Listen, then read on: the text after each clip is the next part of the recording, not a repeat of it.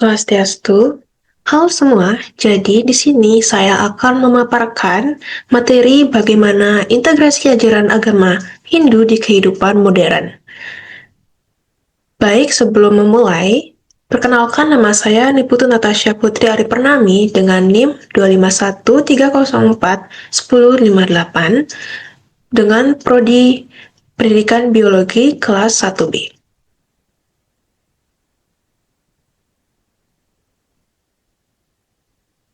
Ada pula tujuan saya dalam membuat video ini adalah untuk memahami dan mengintegrasikan ajaran-ajaran utama agama Hindu seperti Pancasrada, Caturmarga, Brahma Widya, Gayatri Sadhana, Hastanga Yoga, Tatwam Asi, dan konsep Awatara ke dalam kehidupan pribadi, sosial, akademik, dan spiritual di era modern, sehingga kita mampu untuk menumbuhkan kesadaran spiritual dan arah hidup yang bermakna, lalu mengembangkan etika kerja yang bertanggung jawab, moral yang selaras dengan Dharma.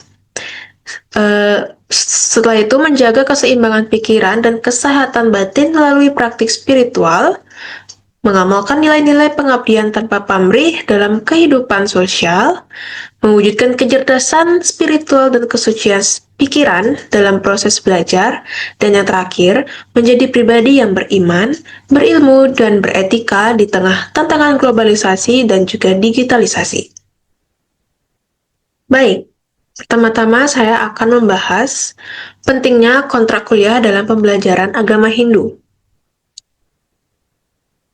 Ya, kontrak kuliah dalam pembelajaran agama Hindu bukan sekedar dokumen administratif, melainkan sebuah pernyataan komitmen spiritual dan etis yang memiliki fungsi pedagogis, psikologis, dan juga filosofis. Jadi, manfaat dari kontrak kuliah ini, yang pertama, ia sebagai komitmen awal terhadap Dharma. Dalam tradisi Hindu, Dharma adalah prinsip hidup yang mengatur perilaku individu agar selaras dengan kebenaran kosmis. Kontrak kuliah berfungsi sebagai bentuk sankalpa atau niat suci mahasiswa untuk menempuh pendidikan dengan kesadaran dan tanggung jawab spiritual dan sosial mereka. Ini menciptakan ruang reflektif sejak awal bahwa belajar agama bukan hanya untuk nilai akademik tetapi untuk transformasi diri. Lalu, yang kedua, menumbuhkan kesadaran spiritual mahasiswa. Jadi, mahasiswa yang belum memahami ajaran Hindu akan diarahkan untuk melihat agama sebagai jalan pembebasan, moksa, bukan sekedar ritual saja. Kontrak kuliah ini menegaskan bahwa spiritualitas bukan dogma, melainkan proses internalisasi nilai-nilai seperti ahimsa, satya, dan tapas atau disiplin diri. Ini penting di era modern yang cenderung materialistik agar mahasiswa tidak kehilangan arah spiritual dalam mengejar prestasi duniawi. Lalu yang ketiga, membangun tanggung jawab moral. Nah, ajaran agama Hindu itu menekankan Dharmapala bahwa setiap tindakan memiliki konsekuensinya. Kontrak kuliah ini mengajak mahasiswa untuk bertindak dengan kesadaran etis, baik dalam kehidupan kampus maupun juga sosial. Ini menciptakan budaya akademik yang berlandaskan pada nilai Dharma, bukan hanya kompetisi dan pencapaian saja. Lalu yang keempat ada sebagai relevansi di era digital dan globalisasi. Mahasiswa Hindu hidup di tengah arus informasi yang cepat dan nilai-nilai global yang sering bertentangan dengan spiritual. Jadi kontrak kuliah menjadi pagar nilai yang mengingatkan mereka untuk tetap berakar pada ajaran seperti Tatwam Asi, atau engkau adalah aku, yang menumbuhkan empati dan juga kesadaran kolektifnya. Ini mendorong mahasiswa untuk menjadi agen perubahan yang beretika dan spiritual dalam masyarakat modern. Dan yang terakhir, kontrak kuliah sebagai pedoman belajar yang holistik. Kontrak kuliah biasanya mencantumkan tujuan pembelajaran, metode refleksi, dan juga etika akademik. Ini membantu mahasiswa memahami bahwa belajar agama Hindu mencakup aspek intelektual atau jnana, emosional atau bakti, dan tindakan nyata atau karma.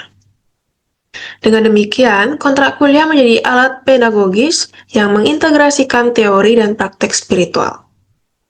Jadi, kesimpulannya itu adalah kontrak kuliah dalam pembelajaran agama Hindu adalah instrumen penting untuk membentuk mahasiswa yang sadar akan nilai-nilai spiritual dan tanggung jawab moral. Di era modern yang penuh tantangan etis dan spiritual, kontrak ini menjadi fondasi untuk membangun karakter yang beriman, berilmu, dan juga beretika. Selanjutnya, saya akan membahas Brahma Widya dalam Atharva Veda sebagai bentuk terapan menjaga keharmonisan pikiran dan juga keseimbangan hidup di tengah tantangan globalisasi. Brahma Widya.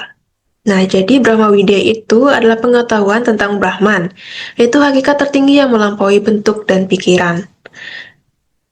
Di dalam Atharva Veda, Brahma Widya ini diwujudkan melalui mantra-mantra yang berfungsi sebagai perlindungan spiritual dan penguatan batin.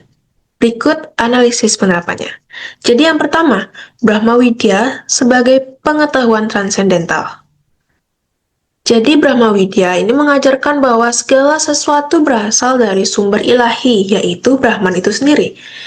Dalam Atharva Veda, pengetahuan ini diungkap melalui doa-doa yang menghubungkan manusia dengan kekuatan universal seperti mantra penolak bala, penyembuhan, dan perlindungan dari energi negatif. Ini menumbuhkan kesadaran bahwa keseimbangan hidup tidak hanya bergantung pada materi, tetapi juga pada hubungan batin dengan sumber spiritual. Yang kedua, Brahma Widya sebagai relevansi di tengah globalisasi. Nah, globalisasi itu membawa arus informasi, budaya, dan gaya hidup yang cepat dan seringkali mengganggu ketenangan batin. Brahma Widya membantu individu menyaring pengaruh luar dengan kesadaran spiritual yang stabil. Mantra Atharva Veda seperti Badram Karmebi atau Santi Mantra menjadi alat untuk meredam kecemasan dan menjaga kejernihan pikiran. Lalu, Brahma Widya diterapkan untuk menjaga keharmonisan pikiran melalui melantunkan mantra dari Atharva Veda secara rutin menciptakan vibrasi positif yang menenangkan sistem saraf. Ini membantu mengurangi stres, meningkatkan fokus, dan memperkuat daya tahan mental. Dalam konteks pendidikan atau pekerjaan, Brahma Widya menjadi sumber inner peace yang mendukung produktivitas dan relasi sosial yang sehat. Lalu yang keempat, Brahma Widya diterapkan untuk menciptakan keseimbangan hidup, di mana ajaran Brahma Widya menekankan bahwa hidup yang seimbang adalah hidup yang selaras dengan dharma atau tugas hidup. Lalu arta atau kesejahteraan, kama atau kebahagiaan, dan moksa atau pembebasan. Nah, mantra Atharva Veda membantu individu mengingat tujuan hidup yang lebih tinggi sehingga tidak terjebak dalam ambisi duniawi yang bisa merusak ketenangan batin. Ini relevan bagi generasi muda yang menghadapi tekanan sosial, ekspektasi karir, dan juga krisis identitas. Lalu yang terakhir, Brahma Widya bisa diterapkan untuk praktik yang sederhana dengan melakukan japa atau pengulangan mantra, meditasi dengan Gayatri atau dengan mantra pada Atharva Veda, dan refleksi harian. Itu adalah beberapa bentuk penerapan Brahma Widya. Praktik ini bisa dilakukan sebelum belajar, bekerja, dan tidur untuk menjaga kesadaran spiritual agar tetap aktif. Dengan demikian, Brahma Widya bukan hanya teori, tetapi gaya hidup yang menyatu dalam kesehatan. Jadi, ajaran Brahma Widya dalam Atharva Veda adalah pengetahuan spiritual yang sangat relevan untuk menjaga keharmonisan pikiran dan keseimbangan hidup di era globalisasi. Melalui mantra dan praktik reflektif, umat Hindu dapat membangun ketahanan batin, kejernihan pikiran, dan arah hidup yang selaras dengan nilai-nilai Dharma. Baik, selanjutnya saya akan membahas hakikat manusia dan juga Pancasrada dalam menumbuhkan keyakinan dan makna hidup bagi seseorang yang sedang kehilangan arah spiritualnya. Oke, dalam ajaran Hindu, manusia bukan sekedar makhluk biologis, tetapi jiwa atau atman yang bersumber dari Brahman. Hakikat manusia adalah spiritual dan memiliki potensi untuk mencapai moksa. Ketika seorang remaja kehilangan arah, ajaran ini mengingatkan bahwa hidup memiliki tujuan lebih tinggi dari sekedar kesenangan duniawi. Dan Pancasrada atau 5 keyakinan dasar berperan sebagai fondasi spiritual di saat kondisi seperti itu. Yang pertama, ada Brahman, yaitu keyakinan kepada Tuhan sebagai sumber hidup. Yang kedua, yaitu Atman, yaitu keyakinan bahwa jiwa itu bersifat kekal. Lalu yang ketiga, Karma Pala, di mana setiap tindakan itu memiliki akibatnya.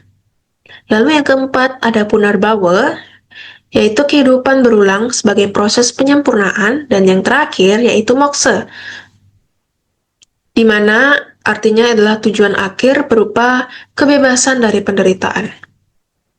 Dengan memahami Pancasrada, remaja Hindu dapat membangun kembali makna hidup dan menyadari bahwa setiap pengalaman adalah bagian dari perjalanan spiritual dan bahwa Tuhan senantiasa hadir sebagai sumber kekuatan batin.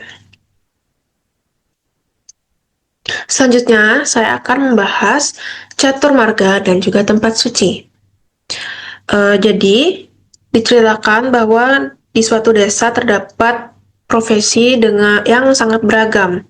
Jadi, saya akan mengaitkan prinsip catur marga dengan kehidupan masyarakat di desa tersebut dan menjelaskan bagaimana tempat suci menjadi pusat spiritual yang mempersatukan mereka.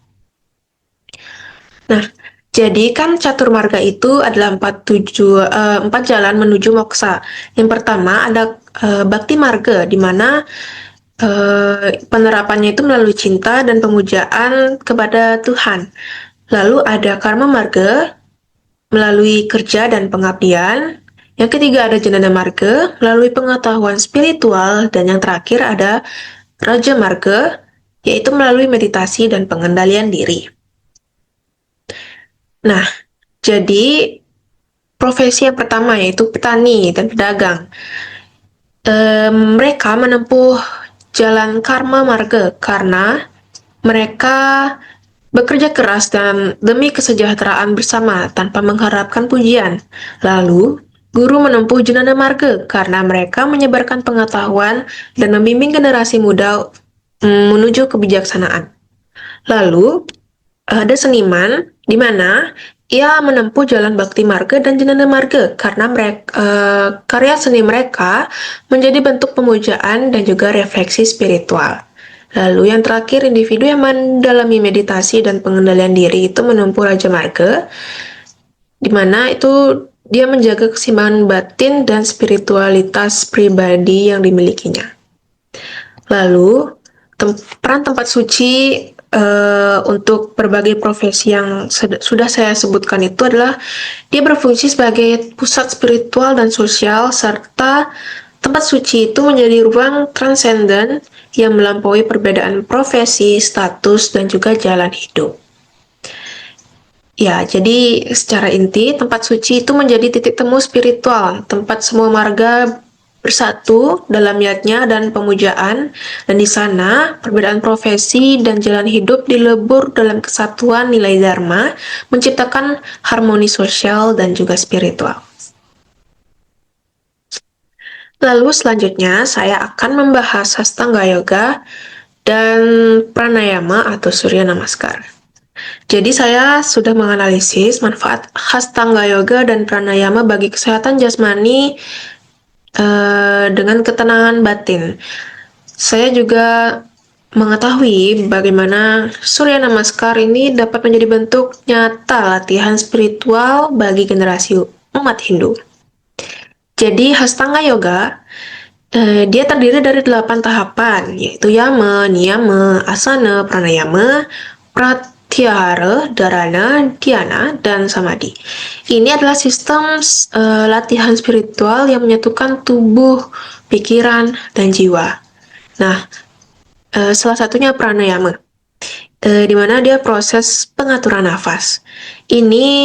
Kegiatan ini meningkatkan oksigenasi, yaitu menenangkan sistem saraf dan mengurangi stres juga manfaatnya. Lalu Surya Namaskar,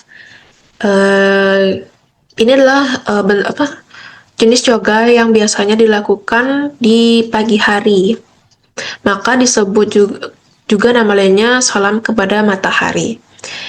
Adalah rangkaian gerakan yang mengaktifkan seluruh tubuh, meningkatkan fleksibilitas, dan membangkitkan energi spiritual. Nah, bagi siswa SMA misalnya yang stres, Surya Namaskar ini menjadi latihan harian yang mengintegrasikan disiplin, konsentrasi, dan penghormatan kepada alam. Ini membentuk karakter yang tangguh, tenang, dan spiritual dengan sangat relevan bagi generasi muda Hindu. Baik, selanjutnya saya akan membahas Gayatri Sadhana dan juga kitab suci.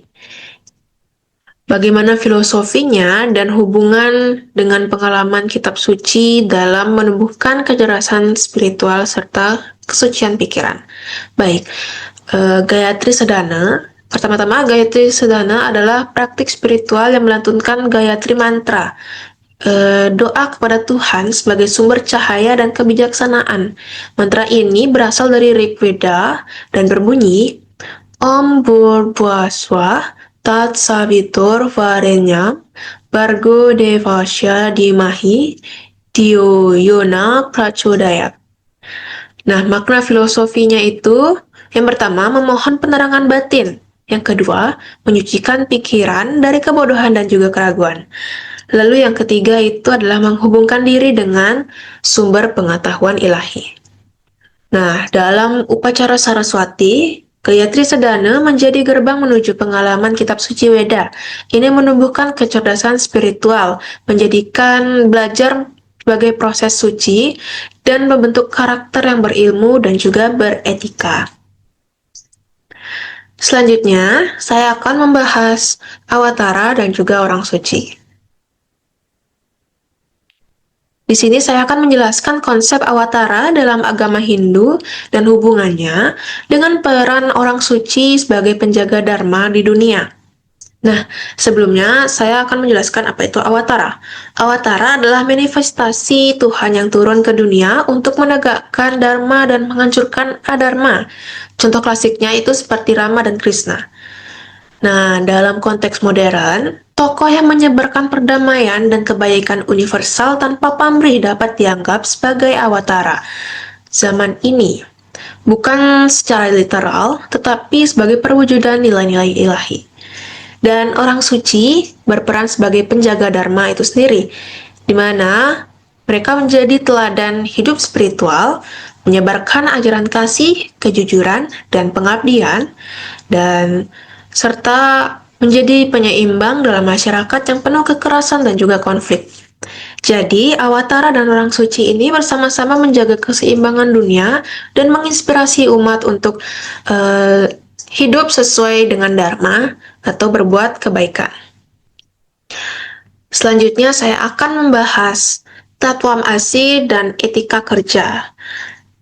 Setelah saya pelajari lebih lanjut, makna Tatwam Asi dalam konteks etika kerja modern dan kesadaran spiritual ini dapat menumbuhkan empati serta rasa persaudaraan universal.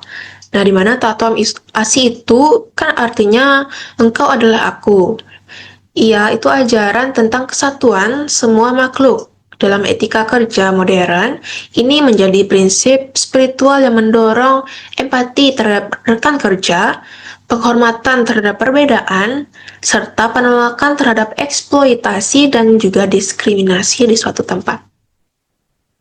Ya, kesadaran bahwa semua makhluk adalah manifestasi Brahman menumbuhkan rasa persaudaraan universal di mana karyawan Hindu yang memahami Tatwamasi akan bekerja dengan integritas, melayani dengan hati, dan menciptakan lingkungan kerja yang harmonis dan spiritual. Baik, selanjutnya saya akan membahas karma yoga dan pengabdian sosial. Di sini saya akan menjelaskan prinsip karma yoga dan dalam catur marga dan dikaitkan apa kaitannya dengan nilai pengabdian tanpa pamrih atau niskama karma dalam kehidupan sosial. Baik, karma yoga. Karma yoga adalah jalan spiritual melalui tindakan tanpa pamrih. Dalam catur marga, ini adalah marga yang menekankan kerja sebagai bentuk yatnya, di mana prinsip utamanya itu bertindak sesuai dharma, tidak terikat pada hasil, dan menyerahkan buah karma kepada Tuhan. Jadi, misal pemimpin organisasi sosial yang melayani masyarakat tanpa mengharapkan balasan menjalankan niskama karma. Ini menciptakan pengabdian yang murni, memperkuat solidaritas sosial, dan menjadi jalan menuju moksa. Dan materi terakhir yang saya bawakan yaitu integrasi ajaran agama Hindu dalam kehidupan modern. Saya akan menjelaskan bagaimana nilai-nilai seperti Pancasrada, Catur Marga, Gayatri Sadana, dan juga Hastanga Yoga ini dapat diintegrasikan menjadi pedoman hidup bagi mahasiswa Hindu di era digital agar tetap beriman, berilmu, dan juga beretika. Nah, sudah kita ketahui bahwa mahasiswa Hindu akhir-akhir ini menghadapi tantangan nilai global yang cenderung materialistik dan hedonistik.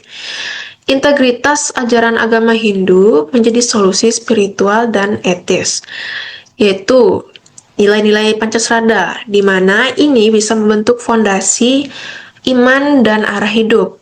Lalu ada Catur Marga, ini memberi pilihan jalan spiritual sesuai potensi, yaitu pengabdian, pengetahuan, cinta, dan juga meditasi. Lalu ada Gayatri Sadana, bisa menumbuhkan kecerdasan spiritual dan kesucian pikiran dalam proses belajar. Dan yang terakhir ada Hastanga Yoga, ini bisa menjadi untuk menjaga kesehatan jasmani dan ketenangan batin di tengah tekanan digital. Jadi, dengan mengintegrasikan keempat ajaran ini, mahasiswa Hindu dapat menjalankan hidup yang seimbang, di mana mahasiswa yang seimbang ini dia beriman kepada Tuhan, berilmu secara spiritual dan akademik, serta beretika dalam tindakan sosial dan digital. Jadi, kesimpulannya yaitu ajaran agama dalam agama Hindu, ajaran-ajaran utama dalam agama Hindu memiliki peran yang sangat penting dan relevan dalam membentuk karakter dan arah hidup, serta spiritualitas juga di era modern. Melalui pemahaman dan pengamalan nilai-nilai seperti Pancasrada, Catur Marga, Gayatri Sadana, Hastanga Yoga, Tatwamasi, Brahma Widya, dan konsep Awatara, mahasiswa tidak hanya dibekali dengan pengetahuan keagamaan, tetapi juga dengan kesadaran etis dan spiritual yang dapat diterapkan dalam kehidupan pribadi, sosial, akademik, dan profesional. Ajaran-ajaran tersebut membantu mahasiswa menemukan makna hidup, menjaga keseimbangan batin, mengembangkan empati, serta menjalani kehidupan dengan pengabdian tanpa pamrih. Di tengah arus globalisasi dan digitalisasi yang seringkali mengaburkan nilai-nilai luhur, jadi ajaran Hindu ini menjadi pedoman yang membimbing mereka untuk tetap beriman, berilmu, dan juga beretika. Dengan demikian, seluruh materi ini bertujuan untuk membentuk generasi muda Hindu yang tangguh secara spiritual, bijak dalam tindakan, dan mampu berkontribusi positif bagi masyarakat dan juga dunia. Baik, terima kasih atas perhatiannya. Saya memohon maaf apabila ada salah ucap dan salah penyebutan. Dan saya tutup dengan Paramasanti. Om Santi Santi Santi Om. Salam harmoni.